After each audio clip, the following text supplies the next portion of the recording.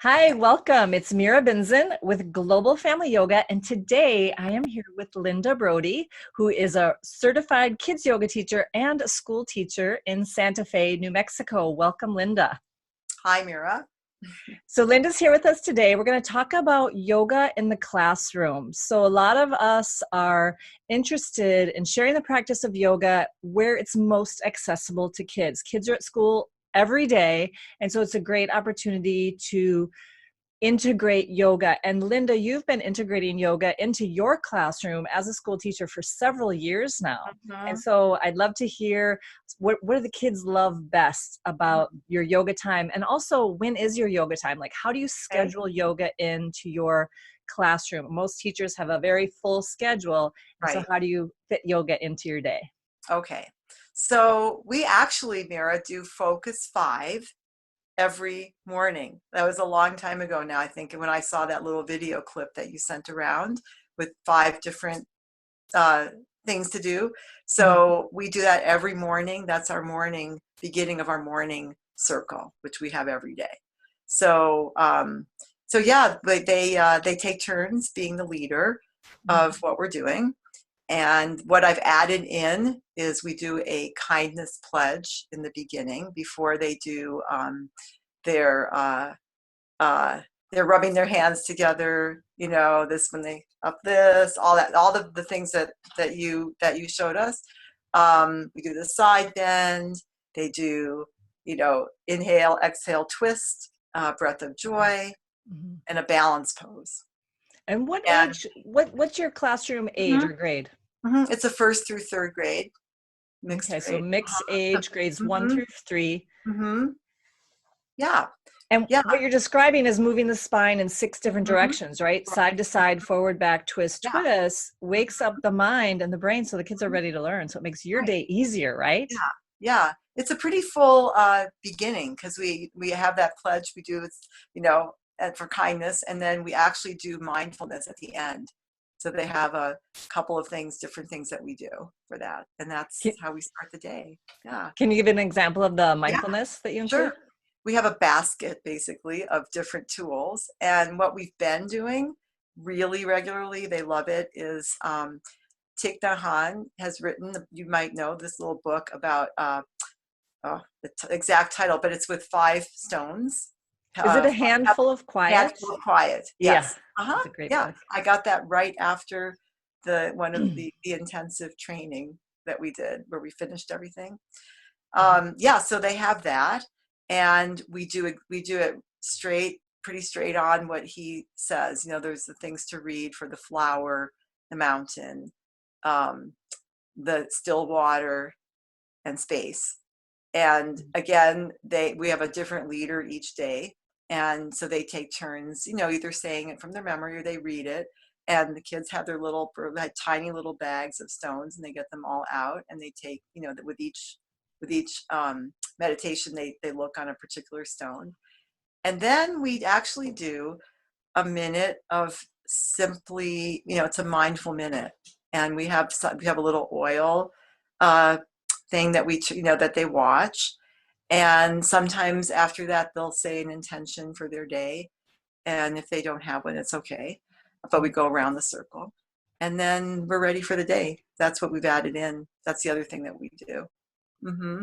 What an Yeah. incredible way to start your day, whether you're in first grade or you're the CEO of a Hmm. major corporation, right? To take a few minutes to feel your body, move your body in a few different directions, be mindful and set an intention. Like, that's Hmm. incredible. And Yeah. what are some of the responses that you've gotten from kids about this Oh, of mindfulness yeah, learning? they love it. I mean, I think what I've noticed is, oops, what I've noticed is the kids that, yeah, and by and large, they just love it. I mean, they don't say every day, I love this, I but you can love see it it. on their faces that Yeah. they look forward to it. And if I forget something, if I forget to do, the oil, or I forget, then right away someone says, wait, we didn't do that, or wait, we didn't do intentions.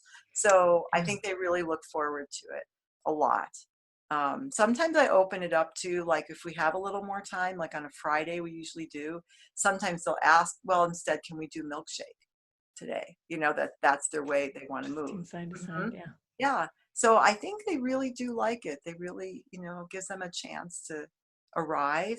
It gives me a chance to arrive, you Mhm. know? So there have been days where it's like, well, I really didn't get to my meditation this morning, but I know I can look forward to having, you know, a mindful Students. minute with my students. Yeah. Yeah.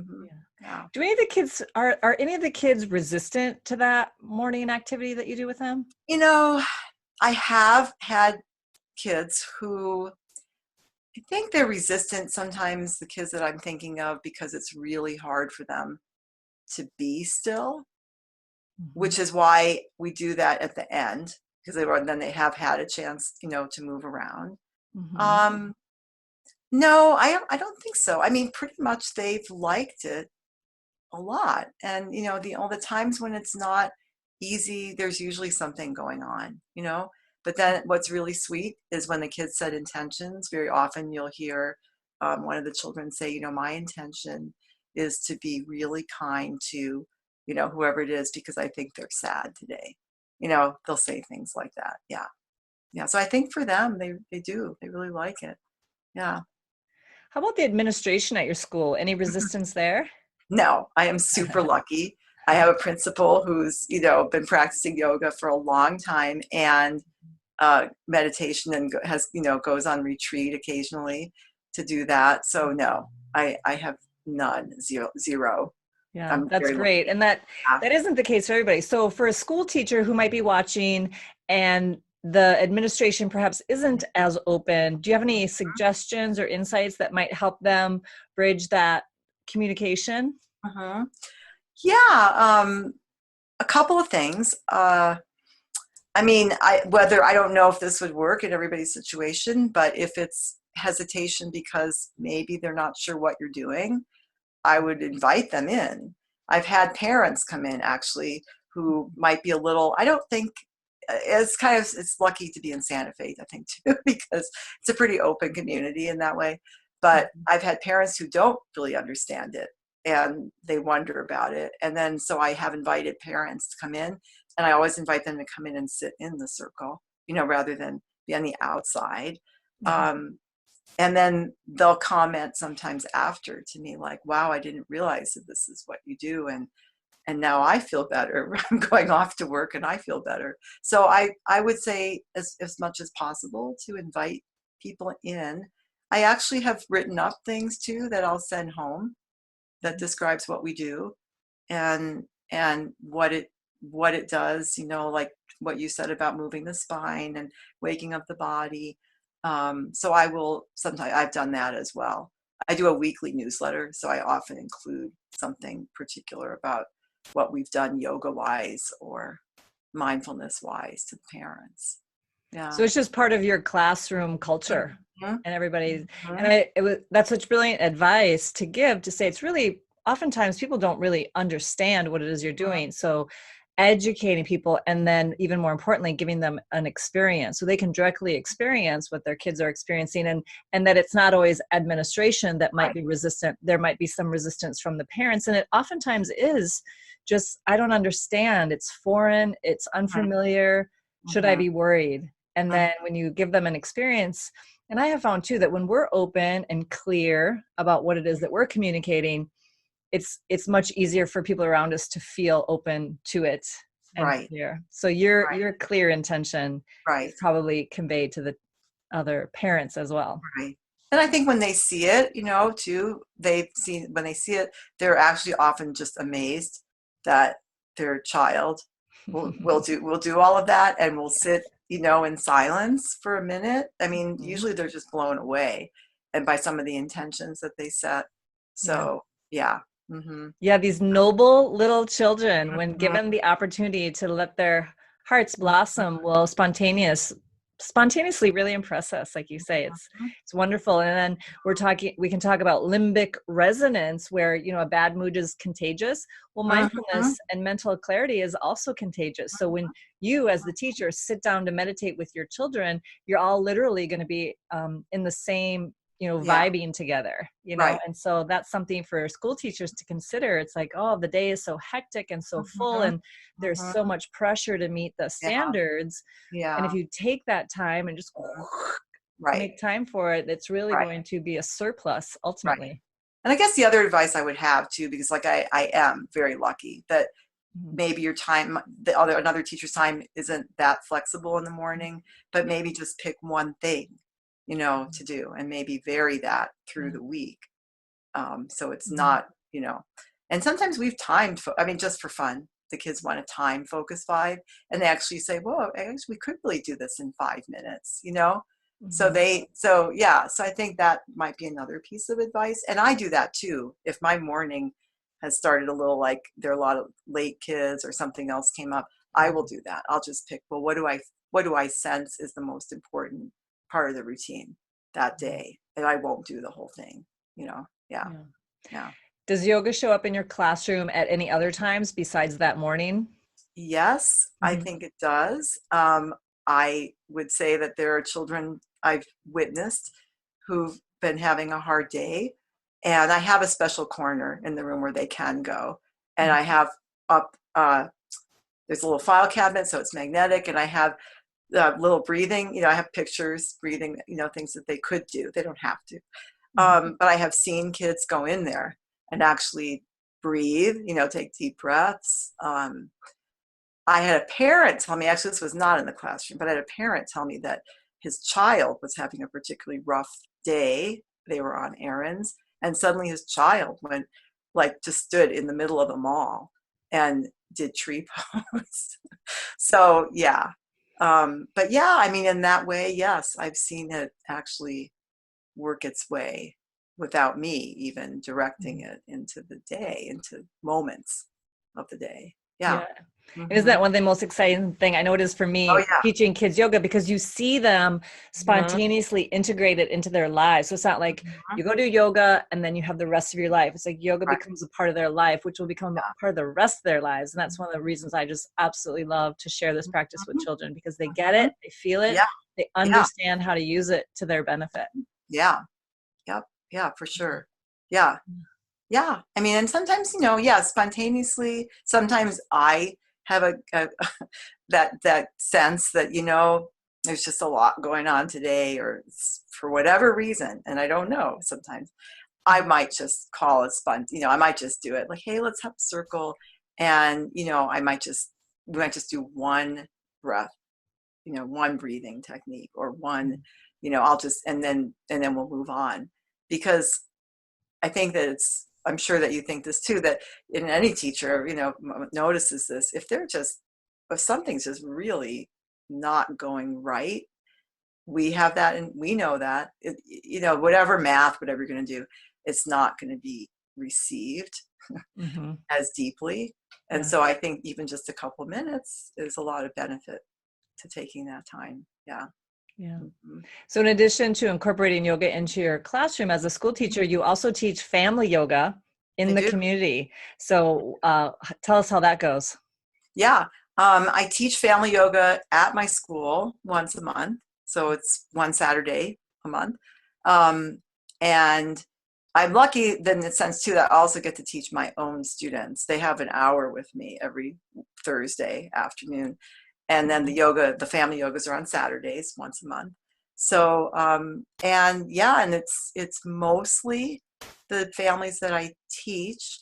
I've been getting more younger kids, like the 5-year-olds in the kindergarten. I let everybody know, and so some of them have been coming. Mhm. And I have actually posted it, and once in a while I get someone just from the community that comes, which is a nice opportunity for them to see our school too Yeah. and meet me. Yeah, yeah. What are some of the favorite activities or different yoga techniques that you find to be most popular in your family yoga class that people Part request or have the best response to? I almost couldn't wait to say, sorry to interrupt. Partner poses for sure. Yeah. Partner poses. Yeah, they love partner poses. And because it varies. I mean, I have some parents who come to family yoga and they've never done yoga before. So it's playful, and the partner poses, they get to do it, with their child, and it relaxes them. They feel right away like, oh, that's fun. Yeah. So yeah, partner poses for sure. Yeah. I would And say, yeah.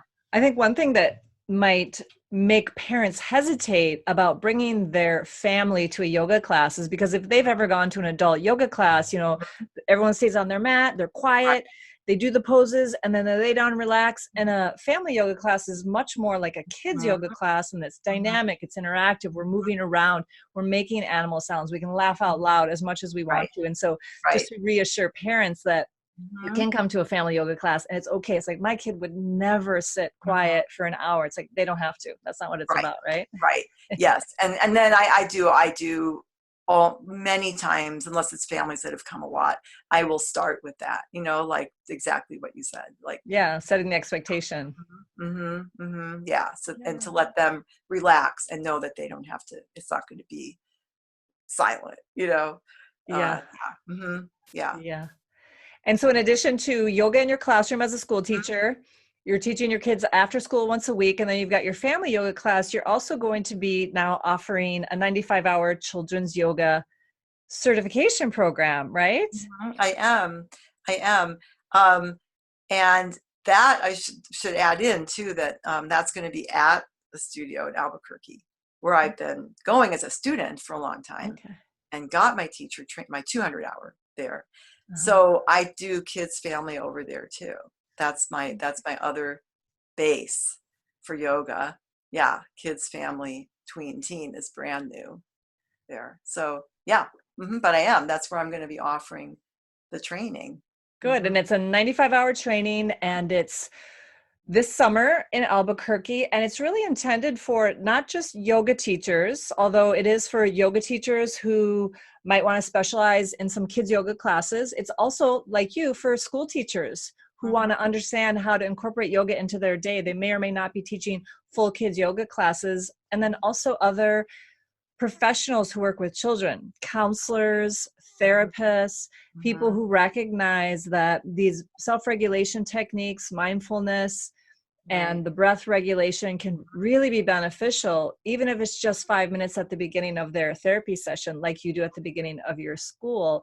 And so I'm really excited to have you be doing this training because of all of your experience, both with yoga and as a classroom teacher and with kids and teaching kids yoga now, which has been for several years, many years. And so that's going to be a really nice offering for people in Albuquerque or people who want to travel to Albuquerque. New Mexico is Hmm. incredibly beautiful. That's right. Yeah, Yeah, that's a nice time of year to be yeah, there too. Yeah. Hmm. yeah.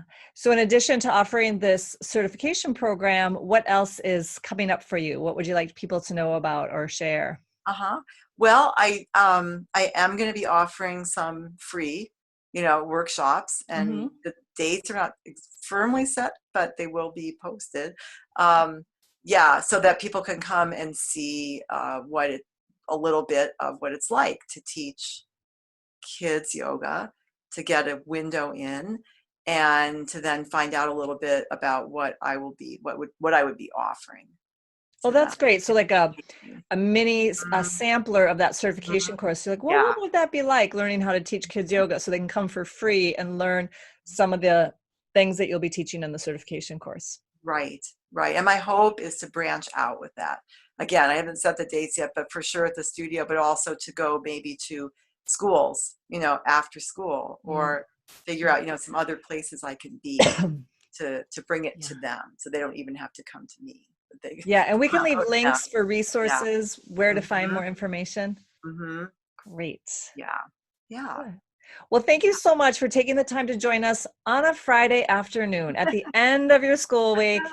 So we really appreciate you sharing your experiences with us and looking forward to seeing those trainings. Mhm. Thanks, Mira. All right. Thank you, Linda. Take Yeah. care. Okay.